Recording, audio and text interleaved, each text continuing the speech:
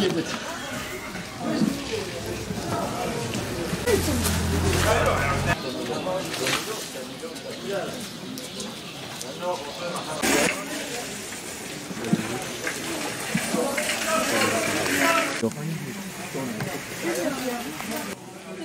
şimdiden bize kabul etmiyor. Nasıl olacak?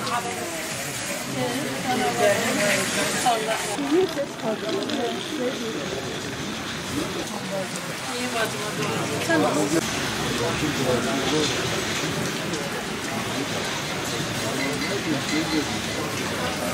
Şimdi bizim pazarcı olarak esnaflarımız zaten hijyenik olduğu kadar biz gerekeni yaptık. Eldiven dün dağıtmaya başladık. Herkes eldivenlerle satışlarını yapmaya çalıştı. Terazilerin yanına ıslak mendil indirmişler ellerini silmek için. Ve pazar yerinde fırsatçılık yok.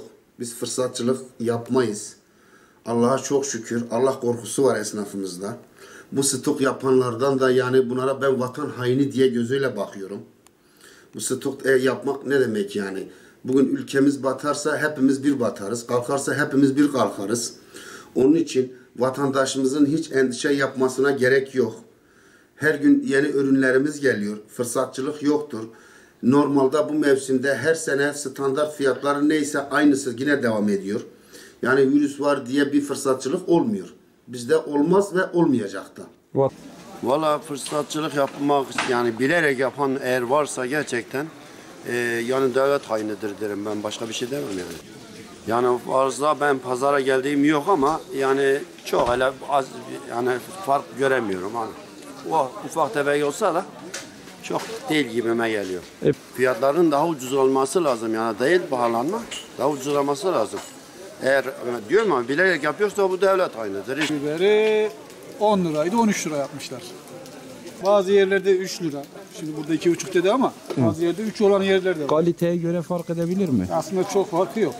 Vallahi doğru bir şey değil. Fırsatçılık kullanmak da iyi değil. Bunu fırsata çevirenler var. Herkes için değil de bazıları için. Görüyorsunuz fiyatlarımızı. Sormalık lahana 1,5'a düşürmüşüz.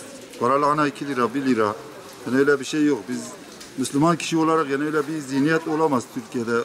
Adıyaman'da da hiç olamaz. Tam tersine yani bu dediğin gibi bu hastalık gibi bu durumda yani millet öyle bir sıkıntı yapmaması lazım. Vatandaş esnafın fırsatçılık yaptığını söylüyor. Sen bu anlamda neler diyeceksin? Yok abi öyle bir şey yok. Ya 2 lira 10 kuruştan aldık patatesi. Yarım saat sonra aradığımızda 2 lira 440 kuruş dediler.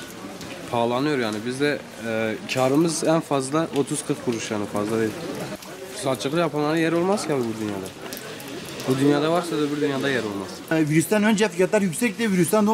Virüs geldi ondan sonra fiyatlar düştü. Biz fırsatçı değiliz. Alan yok. Doğru söylüyoruz yani. Dün çarşamba pazarında gelen pazara çıkmıyor. Ya. Biz yapmıyoruz abi. Pazarda yapılmıyor. Eyvallah. Yapılmaz da zaten rekabet var. Herkes pazar büyüktür. Kalite. 250 soğan dikiliyor. Dedikodu yapıyorlar yani.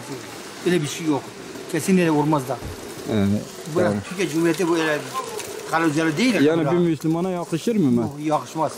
Kim demişse yalan söylüyor. Birbirini kandırmaz Müslüman.